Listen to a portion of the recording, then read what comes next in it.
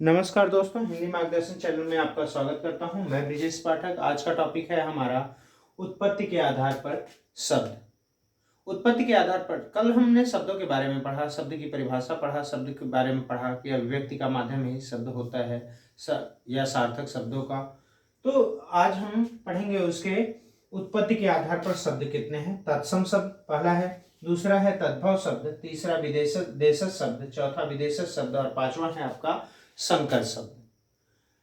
तत्सम शब्द क्या है? ऐसे शब्द, तत्सम का अर्थ होता है उसके समान। तत्सम मतलब तत् उसके सम समान, तो उसके समान अर्थात जो शब्द संस्कृत के मूल भाषा से सीधे मूल भाषा के रूप में ही हिंदी भाषा में जब प्रयोग में किए जाते हैं, प्रयोग में लाए जाते हैं, तो उन्हें क्या कहते हैं? हम तत्सम शब्द कहते हैं। अब बात आती है तद्भव शब्द की। तो तद्भव शब्द किसे कहते हैं? तद्भव का अर्थ है उससे उत्पन्न, अर्थात तत्सम शब्दों से उत्पन्न। तो सीधे सीधे दिमाग में बैठा के रखिए कि तद्भव तत्सम शब्दों का बिगड़ा हुआ रूप ही क्या होता है? तद्भव शब्द कहलाता है। अब बात आती है देशज शब्द।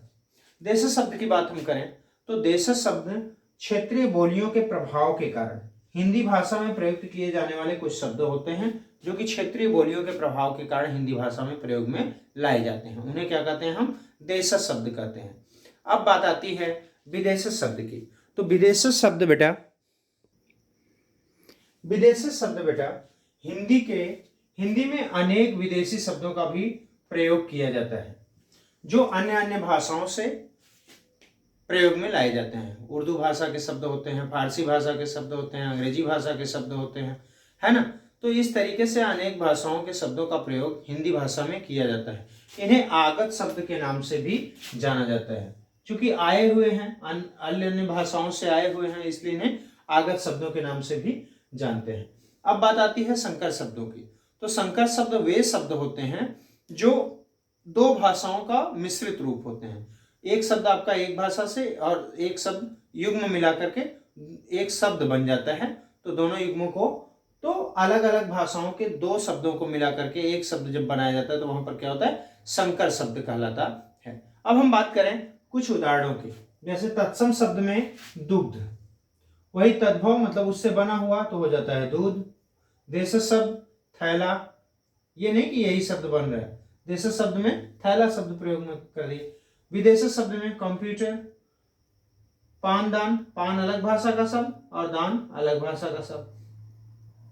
देखिए यहाँ तत्सम शब्दों में शुद्ध संस्कृत के शब्द प्रयोग में लाए जा रहे हैं। जैसे आपका घृत हो गया, अग्नि हो गई, मयूर हो गया।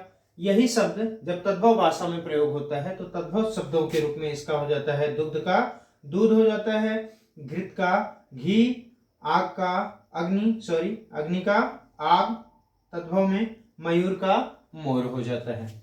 अब यहाँ पर देखिए देशज शब्द क्या है? देशज शब्द मतलब आपने पढ़ा था कि ग्रामीण अंचल के प्रभाव या क्षेत्रीय भाषा के प्रभाव के कारण जो शब्द हिंदी भाषा में प्रयोग किए जाते हैं वो क्या कहलाते हैं? देशज शब्द कहलाते हैं। तो थैला, पगड़ी हो गई, खाट हो गया, झुग्गी हो गई, झोपड़ी हो गई, ये सब क्या है? देशज शब्दों के रूप हैं, देशज शब्द हैं। अब आती है विदेशी शब्दों की बात बेटा। तो विदेशी शब्दों में विदेशी भाषाओं के जो शब्द हैं, जैसे ये कंप्यूटर आंग्ल भाषा का शब्द है, चाहे चीनी भाषा का शब्द है, बेगम उर्दू भाषा का शब्द है, कार्टून अंग्रेजी भाषा। तो इस तरीके से विदेशी भाषाओं से लिए जाने वाले शब्दों को हम क्या कहते हैं? अन्य भाषाओं से लिए जाने वाले या बाहरी भाषाओं को, आगत शब्दों को हम कह सकते हैं कि विदेशी शब्द कहा जाता है। अब संकर शब्दों की बात आए तो दो शब्दों से मिलकर बनने वाला शब्द क्या, दो भाषाओं से मिलकर बनने वाला शब्द क्या कहलाता है? संकर शब्द कहलाता है। जैसे देखिए पान और दान मिलकर के पानदान, लाठी और चार्ज मिलकर के लाठी चार्ज, मांग और पत्र मिलकर के मांग पत्र, रेल और गाड़ी मिलकर के रेलगाड़ी शब्द का निर्माण करता है।